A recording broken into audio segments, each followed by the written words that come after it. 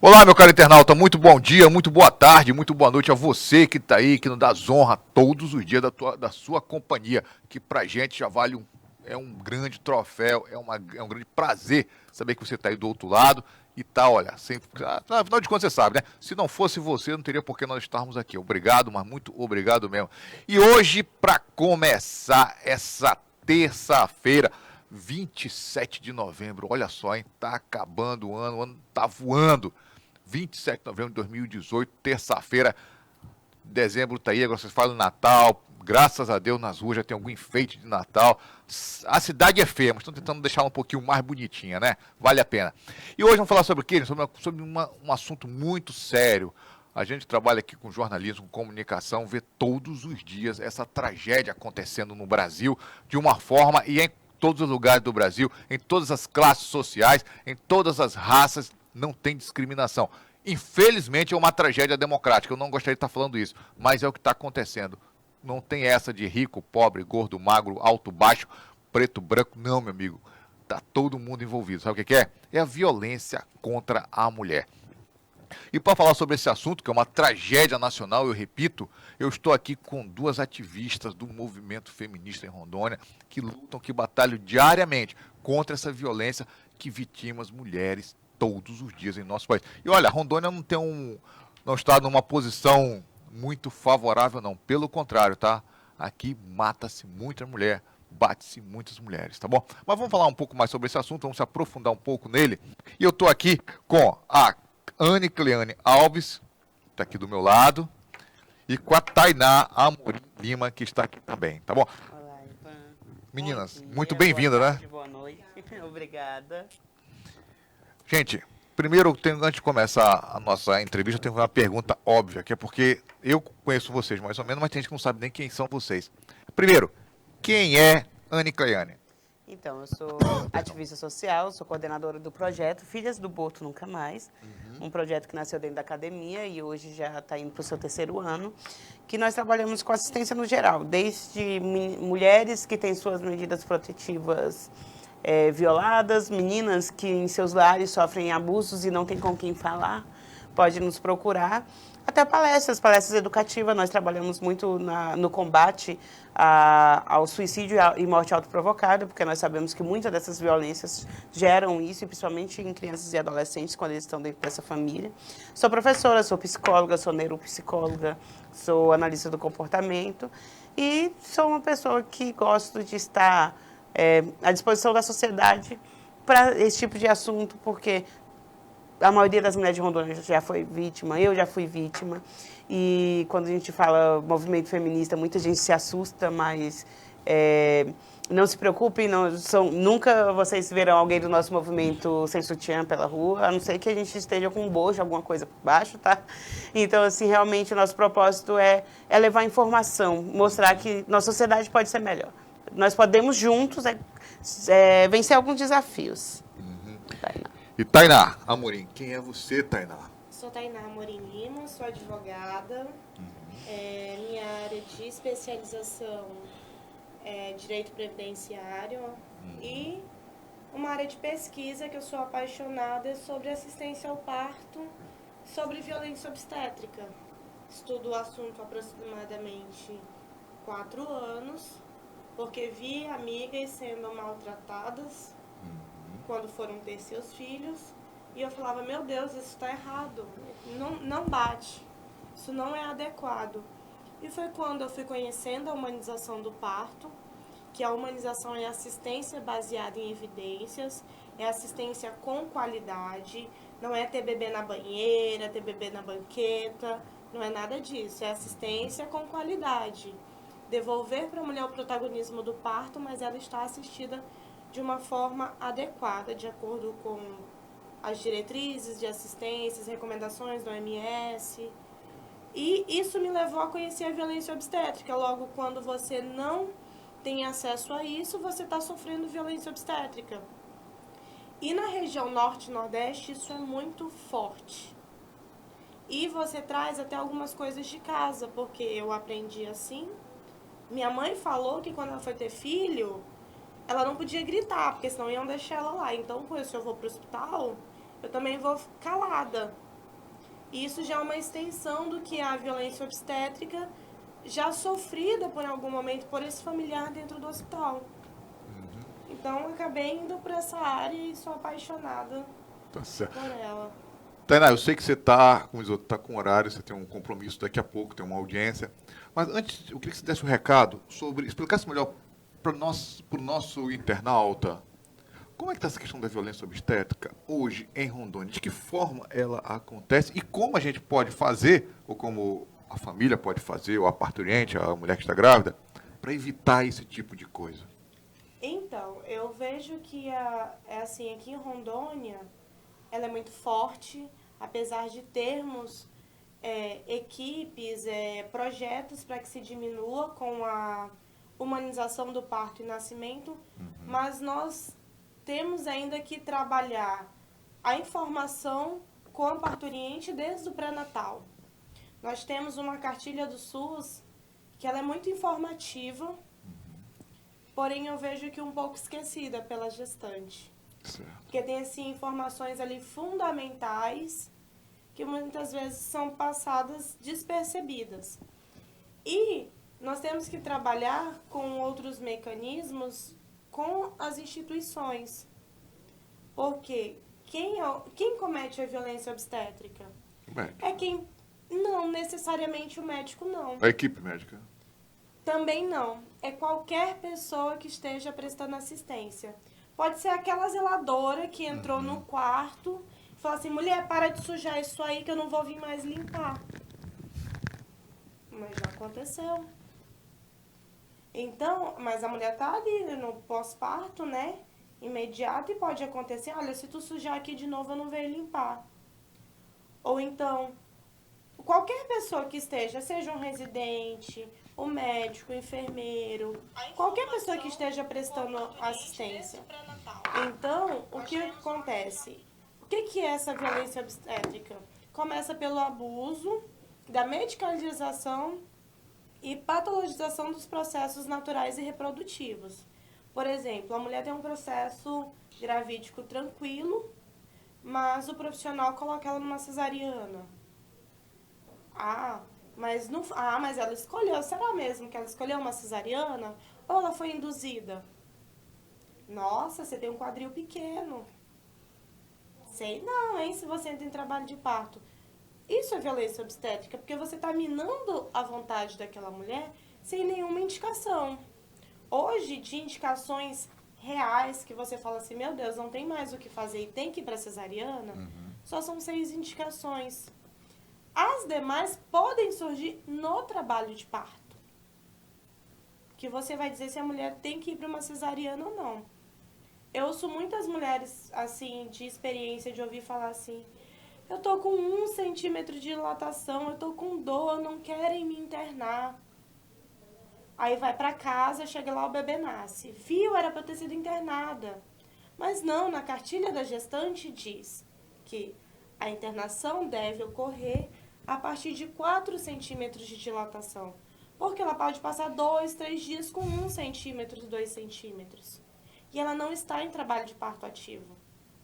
Então, por isso que é importante a gestante ela conhecer a cartilha da gestante. Lá tem informações quais são as posições mais adequadas, o direito da mulher se alimentar. Você trabalha com fome? Imagina um bebê que é conectado à mãe. Ele não vai querer trabalhar com fome. Ele vai falar, peraí, ela não está comendo. Eu tenho que guardar energia. Então, deixar essa mulher sem se alimentar é violência obstétrica. Porque ela pode ser que ela não, já no final do processo de trabalho de parto, ela não vai conseguir parir. Ela vai desmaiar, porque ela está sem energia, está sem força.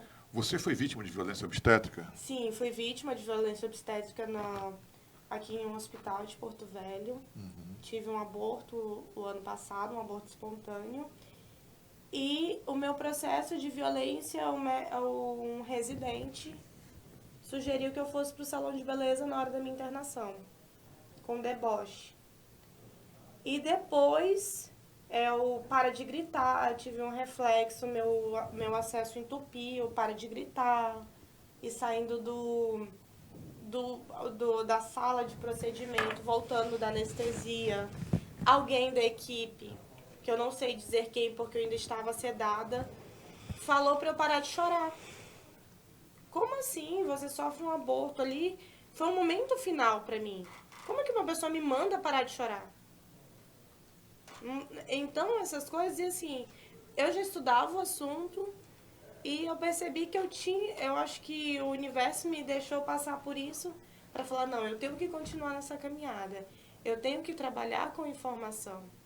Porque quando você informa, se você está dentro de um pré-natal e você informa essa mulher dos direitos dela, e o acompanhante, ela chega no hospital, ela fala, ei, pera aí, não, isso não. Eu não quero que me corte, eu não quero que faça o pique. Não, não, tem que fazer. Não. O que é o pique? O pique é um corte na vagina, que ele pode ser em direção ao ânus ou lateral, para ampliar o canal da passagem de parto.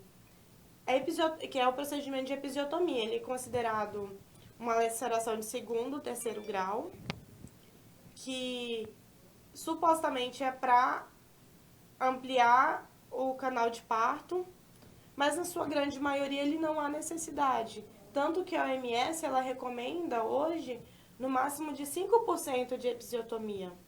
Quando você possibilita essa mulher ter um parto verticalizado, as chances da necessidade de episiotomia ela é reduzida, porque você está trabalhando com a anatomia desse corpo. O corpo ele tem uma estrutura, o bebê ele tem uma rotação que ele faz para sair. Logo, se você está deitada com as pernas para cima, na posição ginecológica, o bebê ele comprime com a cama. Então, isso dificulta, tendo a necessidade da mulher fazer mais força. Logo, se a mulher ela é verticalizada, esse processo ele é mais natural e o risco de laceração diminui. Porque a mulher consegue perceber o tônus dela de passagem do bebê quando fazer força. Estando alimentada, apoiada. Hoje, você tem a violência obstétrica na conduta, né, do profissional, mas você também tem na omissão. Quando a instituição, por exemplo, deixa de receber o plano de parto. O plano de parto é um documento que a parturiente deve fazer com quem ela esteja fazendo o pré-natal, que é onde, de acordo com as informações que ela recebe, ela expõe as vontades dela. Eu gostaria de ter um acompanhante, eu gostaria de ter uma doula, eu gostaria de escolher a posição de parto. A partir do momento que a instituição se recusa a receber esse documento, ele também comete violência obstétrica. É um documento recomendado pela OMS desde 1986. São 32 anos de recomendação da OMS desse documento. Mas você só consegue fazer esse documento se você estiver informada. Tainá, com relação a essa violência obstétrica, nas ações que você já está trabalhando, que tem mulheres que já te procuraram, Sim. qual a posição do CRM, dos órgãos que trabalham com a medicina? Então, é assim, como eu não tive ainda nenhum contato com o CRM, porque eu ainda estou na fase de coleta de provas, né, dos casos que me apareceram, mas já tive em contato com o Ministério Público Estadual. Em 2015, só haviam 2 denúncias. Então, assim, como que o Ministério Público, como fiscal, ele vai atuar se não tem demanda?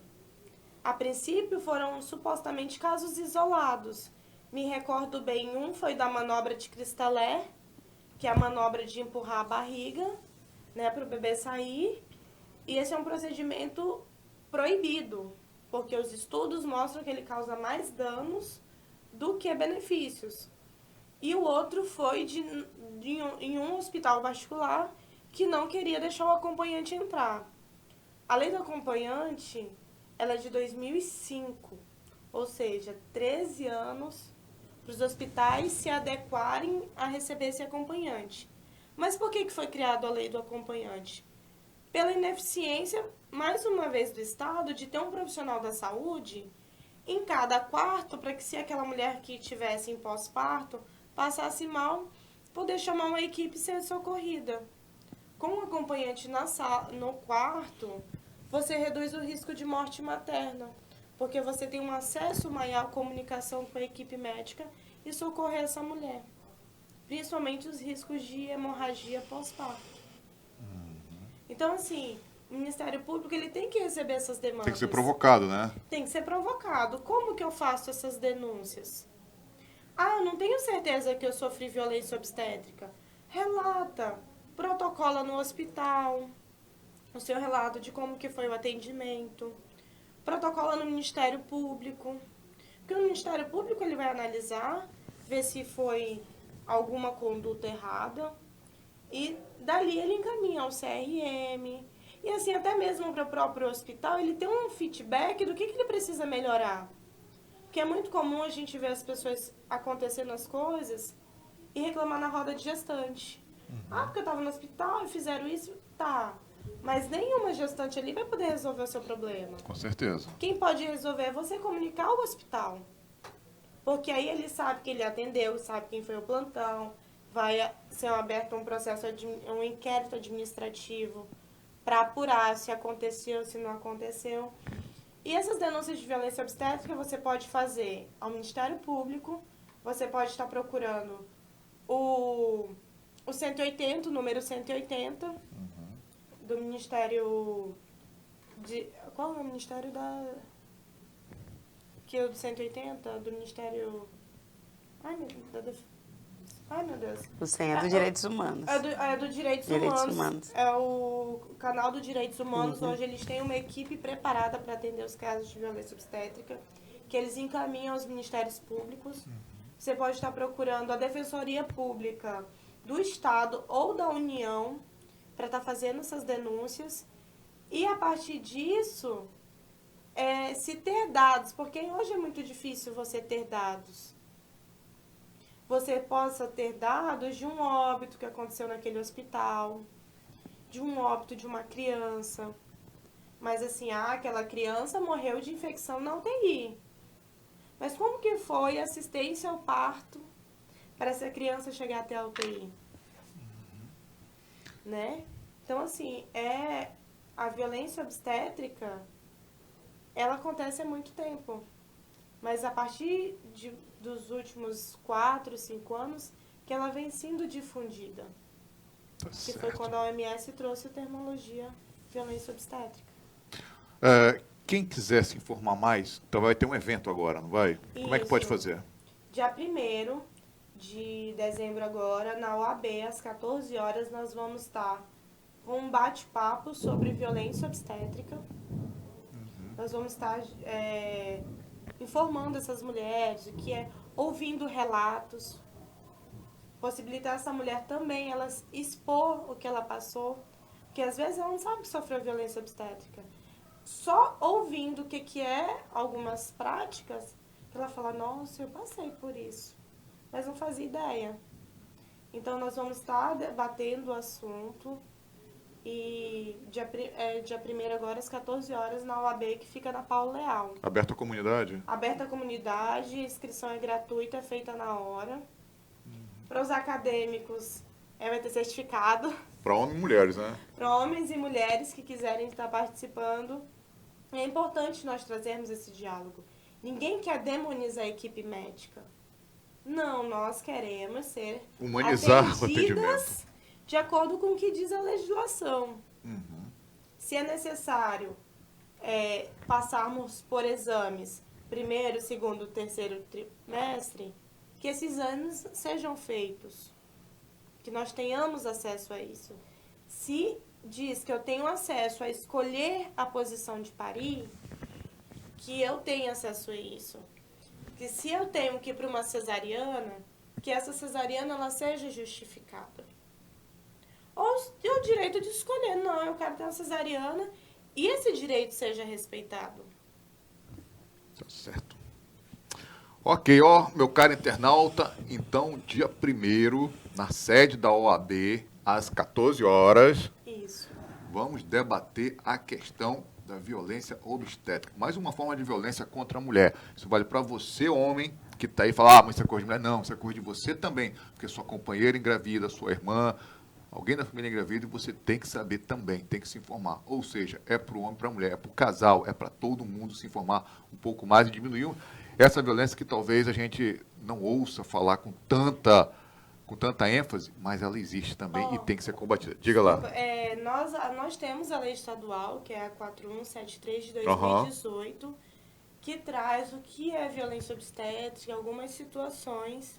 Ela é de autoria do deputado Lazinho. Ok. Né? Ela foi publicada dia 8 de novembro de 2018, porém ela precisa ser mais multiplicada. As pessoas precisam conhecer o teor dessa lei para que as pessoas possam também buscar o cumprimento dela. Beleza. Tá ok. Teu recado tá dado então, né, Tainá? Obrigada. Eu sei que tu tem a tua audiência, eu tô aqui de olho no relógio. Vicente, vamos chamar o nosso comercial então? Por favor.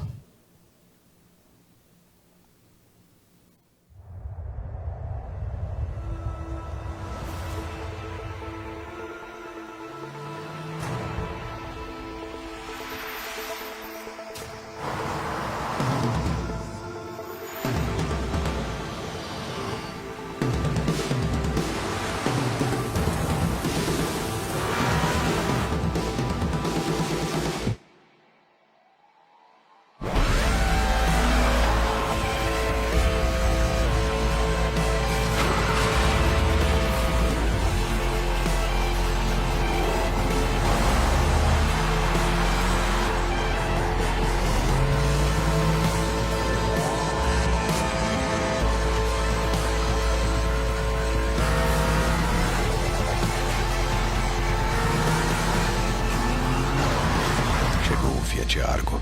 Você não dirige, você sente.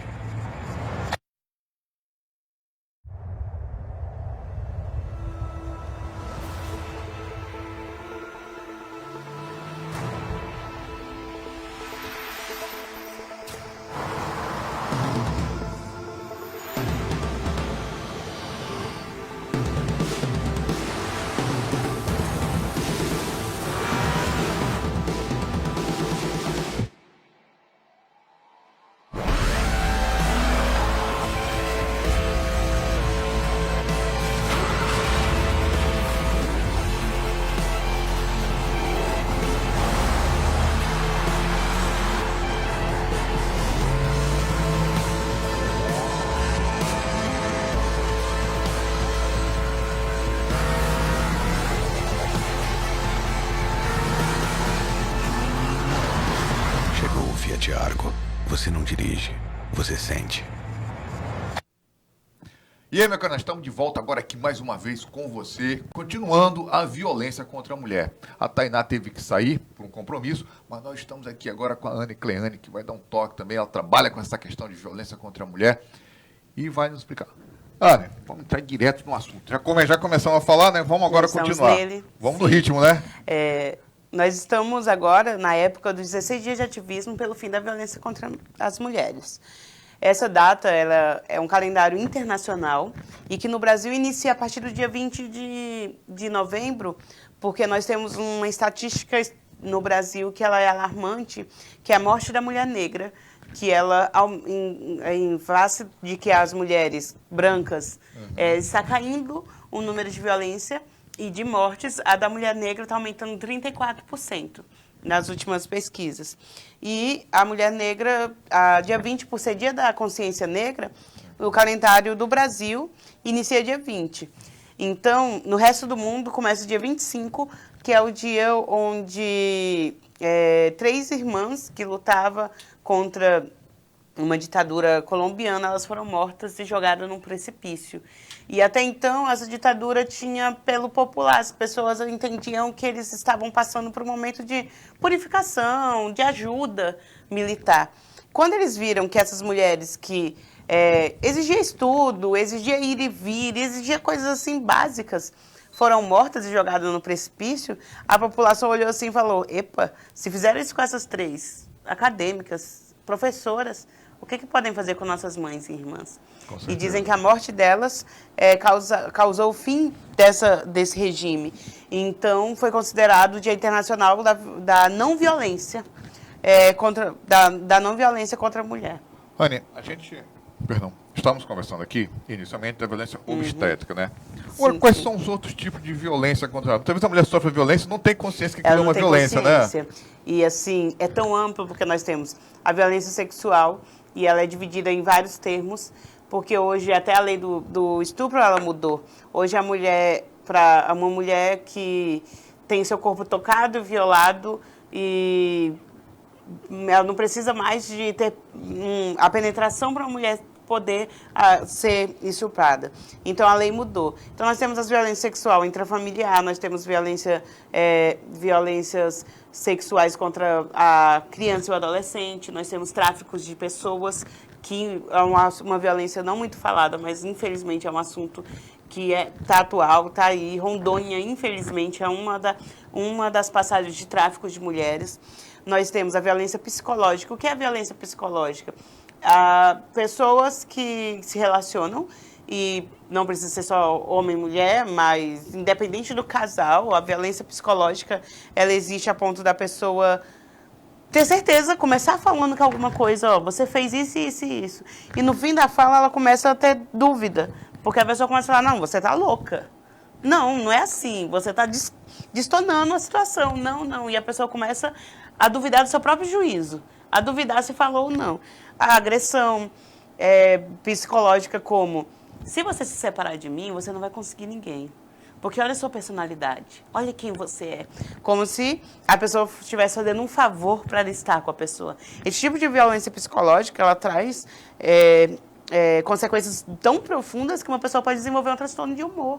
Ela pode desenvolver vários tipos de transtorno porque ela acha que, não, ela precisa, não importa se ela apanha, se ela não tem nada, se ela não come bem. Mas, Anny, como que o casal... Desculpa interromper, que a pergunta veio Não, aqui, mas eu não tem que poderia deixar vir. passar. Como que um casal tem que... Acho que a relação a dois você tem que conviver com os prós e com os contras de um e de outro, né? Sim. Como que um homem, ou a mulher também, porque a violência não é só do lado do homem, da mulher também comete a Sim. violência, como é que eles podem fazer para chegarem no meio termo nessas situações? Ó, e como nós estamos falando de violência, nós sempre temos alguém que tem um domínio sobre outra pessoa. Quando falamos de violência, alguém tem o domínio sobre a outra pessoa. Então, uma relação a dois, para ser saudável, tem que ser, e parece utopia, mas não é, tem que ser uma via de mão dupla. Ela tem que ser feita com acordos, com concessões. Um exemplo, o homem vai para o futebol na quarta, assistir, tomar a cervejinha dele, mas se a mulher for no encontro da Luluzinha com as amigas, ele vai ficar ligando, perguntando quem é o homem que está perto, ou coisas do gênero, se ela está Onde fazendo ela alguma tá. coisa e vice-versa. Não que a mulher não faça isso. Então, o que acontece? Concessões, diálogos e acordos. Meio termo é acordo. Ó, tá bom. Eu busco nossos filhos na escola, mas você vai na reunião no fim de semana. Porque é uma outra maneira de violência contra a mulher que acontece, é o abuso do trabalho doméstico da mulher. E quando eu falo de abuso do trabalho doméstico, é porque ainda tem mulheres que só elas ficam quando o filho fica internado, só elas vão na reunião dos filhos. Só elas acordam de madrugada Só pra elas dar de mamar acordam ao de filho. madrugada para trocar fralda, para dar de mamar. E elas, além de trabalhar dentro de casa, algumas trabalham fora. E na hora que a criança está chorando, o seu filho, você não vai cuidar do seu filho, você é uma mãe ruim. E essa mulher começa a se sobrecarregar psicologicamente e ela não consegue, porque ela não... E não é uma divisão e nem uma ajuda. É uma obrigação de ambos. Então, a mulher acaba se sobrecarregando de funções enquanto ela tenta poupar. E isso também desgasta psicologicamente. Essa mulher pode desenvolver vários tipos de coisa. Então, a sua resposta é concessões, conversas, diálogos e acordos. É interessante que muitas vezes, mas a mulher muitas vezes tem que ouvir ainda assim, é função da mulher, né? É sua obrigação. É sua obrigação, né? E então, assim, e como se ela também não precisasse de um tempo para ela. Quantas mulheres que pode tirar assim... vou tirar 2 horas, vou assistir um filme que eu tô com muita vontade de assistir e você vai olhar a criança e eu vou conseguir só comer minha pipoca e assistir meu filme. ela não consegue, ela tem que parar o filme umas 9 vezes, porque se ela não parar, o menino tá derrubando a casa e o companheiro, ou a outra companheira tá lá fazendo qualquer coisa, menos ajudando. Então, e eu conheço, e nós trabalhamos com Hora de Conversa, e tem mulher que fala assim, tem mais de 7 anos, desde que meu filho nasceu, que eu não vou no cinema. E eu gostava muito de ir. Então a gente começa a ver que essas pessoas começam a se anular como pessoa e indivíduo e começam a ser esposa e mãe. E ninguém vai ser sempre, vai ser uma mãe cuidadosa e uma esposa cuidadosa se o que é dela não continuar mantido. Porque uma hora é aquilo que as pessoas falam, virou uma megera. Mas essa pessoa é tão sobrecarregada que essa pessoa começa a murchar. Essa pessoa começa a ficar magra, começa a ficar estressada mesmo. Você só fala gritando. Ela não tem mais ela, aquele amor, aquele contato com ela, aquele lazer dela. Então ela acaba começando a se tornar uma pessoa totalmente, vamos dizer, no pavio curto. E aí que as outras maneiras de violências começam também a surgir. Aí vem a violência física, porque essa pessoa, se tu fala A, a outra fala B. E assim começa um ciclo de violência, infelizmente, sem fim. Então, nós temos a violência patrimonial também, que é aquele homem que rasga os vestidos da mulher, ou uma companheira que rasga o vestido da outra, ou o companheiro que rasga a roupa do outro. A bolsa, que mexe na bolsa, quer saber o que tem dentro da bolsa e queima tudo. Oh, quer saber? Você não está se comportando, vou queimar suas roupas. E acaba queimando tudo da outra pessoa. Ambos recebem, mas só uma pessoa que tem que prestar conta do que faz e não consegue. Tem mulher que, por mais que ela trabalhe, ela precisa pedir para o companheiro para comprar um absorvente para ela. Isso não é longe da realidade de muitas mulheres. Então, é um tipo de violência patrimonial também. Quebrar. Quem é essa pessoa que te ligou, quebrou o celular? Aí tem muita gente que fala, mas a mulher faz isso com o homem também. Sim, a mulher também acontece que é uma em qualquer violência relação, também, né? Que é uma violência. Então, muitas vezes o que a gente fala é ter consciência da violência independente do gênero. Só que aí, infelizmente, a gente tem, muita pessoa comenta, mas nem todo homem. Só que uma coisa que nós pedimos, e nós trabalhamos muito nos homens, você não faz, mas você vê que outra pessoa faz isso constantemente. Você fala, isso não é da minha alçada, uma hora pode acontecer com quem você ama.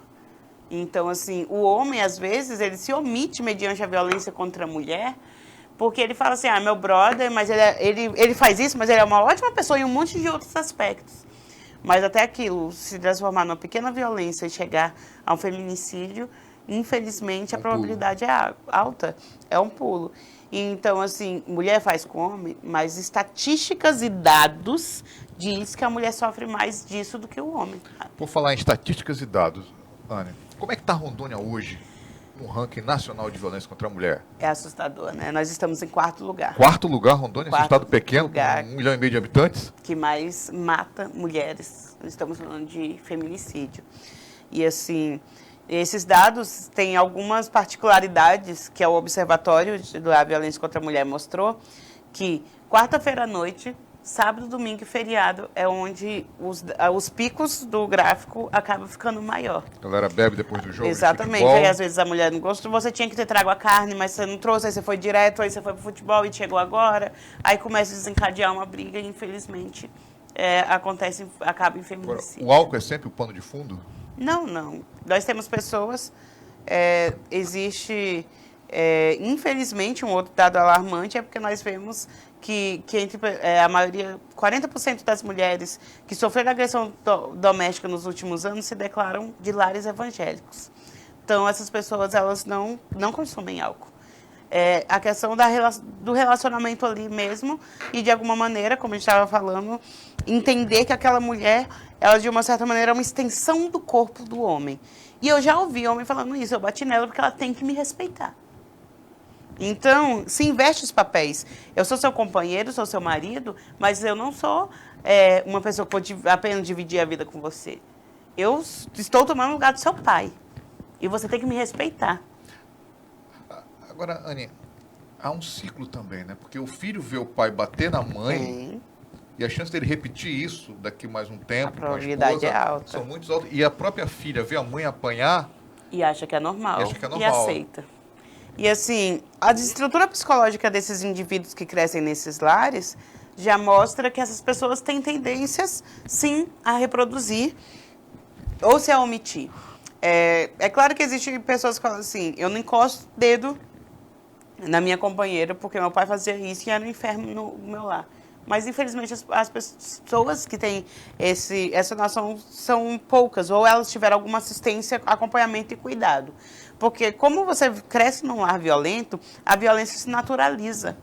Existem meninas que acham que o marido bate nela porque ele ama ela, porque o pai batia nela e na mãe, porque dizia, não, eu estou fazendo isso para te corrigir porque eu te amo. E, infelizmente, o nosso... amor e pancada não e tem amor e nada a pancada não tem nada a ver, mas começa a ser sinônimo. E eu já atendi uma moça que ela falou assim para mim, em roda comunitária, num bairro de Porto Velho, ela falou assim, mas também eu adoro uma novelinha, eu sei que ele não gosta de assistir novela. Aí ele chega a me dar umas pancadas, porque eu, quando assisto novela, eu esqueço da vida. O janta está pronto, aí eu mando ele ir esquentar a janta em vez de esquentar para ele, porque eu começo a assistir novela e esqueço da vida. Como se assistir novela não fosse um direito para ela, porque ele não gosta que ela assista novela e ela não pode assistir novela. E ela acha que, eu apanho para assistir, mas eu assisto. Então, se naturalizou. Para ela, é uma coisa normal dentro dos lares. E, infelizmente, não é normal. Anny, eu sei que a gente tem muito para conversar Muita sobre coisa. esse tema, mas graças a Deus, pelo menos a Tainá veio aqui, deu um recado Sim, que deu eu achei recado. muito interessante. Abordou outro lado que as pessoas não conhecem, ou conhecem E muito nós pouco. precisamos falar de violência obstétrica, com certeza. Temos que falar cada vez mais. Agora, eu queria que você deixasse um recado para os nossos internautas. Felizmente, eu sei que eu queria falar muito contigo, mas o tempo aqui... O tempo voa, né? Ainda mais quando o assunto é bom. O entrevistador sabe conduzir bem.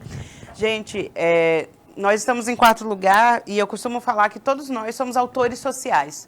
Todos nós somos multiplicadores. O mundo melhor que nós queremos lá fora tem que começar dentro dos nossos lares. Tudo pode ter justificativa na hora de agressões, independente de qual seja. Mas a sua paz também é importante, a sua saúde mental também é importante, da sua família. E não adianta a gente lutar por um mundo melhor, por um Brasil melhor, se a gente não começar dentro dos nossos lares. E sempre tem uma saída, sempre tem um novo começo. Então, o projeto Filhas do Boto Nunca Mais se dispõe. Nós estaremos na OAB no dia 1º, mas nós temos nossa página, pode acessar. As meninas, as mulheres que precisar falar sobre, às vezes falar faz bem, não falar adoece. Então, que nós possamos começar a praticar o bem que nós queremos para a sociedade. Que os nossos lares sejam o lugar que inicia o bem. Não tem justificativa para agressão, não tem justificativa para guerra. Nenhuma. Independente de qual seja, não tem justificativa para violência. E nós temos que saber a hora do nosso limite. Limite mental, limite de relacionamento, limite emocional. E se você não sabe, procura ajuda.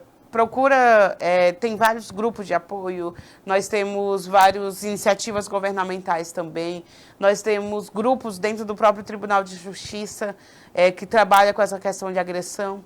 Procure ajuda. Não deixem que a pessoa do seu lado amanhã não esteja porque nos omitimos. Ligar 180, denunciar a violência contra a mulher, você não precisa se identificar.